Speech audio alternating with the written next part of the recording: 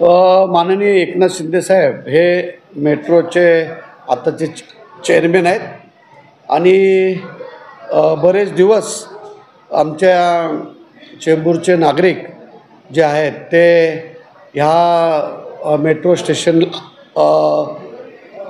छत्रपती शिवाजी महाराजांचं नाव दिलं, कारण का तिथे नाव आरकेचं दिलं होतं. तर आणि पुढे जो आचार्य गार्डनकडे जो स्टेशन आहे त्या स्टेशनला आपलं डायमंड गार्डन दिलं होतं. तर बरेचशा लोकांनी मला सांगितलं की तिथे आचार्यांचं नाव यायला पाहिजे आणि देवनार गाव जो आहे तिथे देवनार गावचं नाव यायला पाहिजे. तिथे टेलिकॉम फॅक्टरीचं नाव दिलं होतं, तर तिथे सुद्धा देवनार असं नाव आता दिलं आहे. गाव आपण नंतर करू, पण आता सध्या देवनार नाव दिलं आहे. टेलिकॉम फॅक्टरीचं नाव त्यांनी कॅन्सल केलेलं आहे.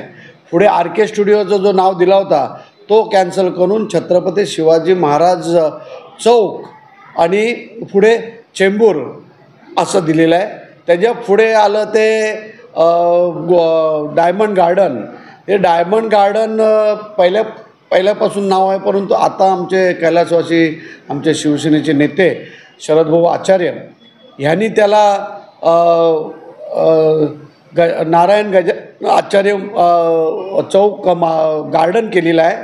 तर तसं मला सर्वांनी रिक्वेस्ट केल्या कारणाने मी शिंदे साहेबांकडे जाऊन तिथे नारायण गजानन आचार्य उद्यान असं नाव देण्यात आलं. तर त्यांनी नाव अतिशय चांगलं दिलं आहे. नाग आचार्य आणि डायमंड गार्डन असं नाव दिलेलं आहे. ठीक आहे, नारायण गजानन आचार्यांचं नाव आलं तरी आमच्या चेंबूरच्या लोकांना अभिमान आहे.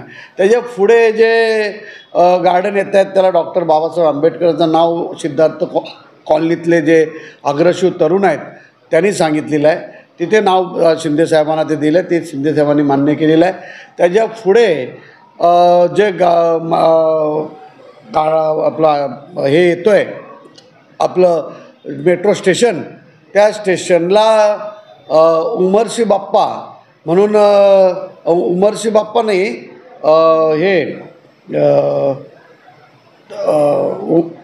त्या चौकाला जरा थोडंसं, तर त्याच्या पुढे उमरशी बाप्पा चौक म्हणून आहे.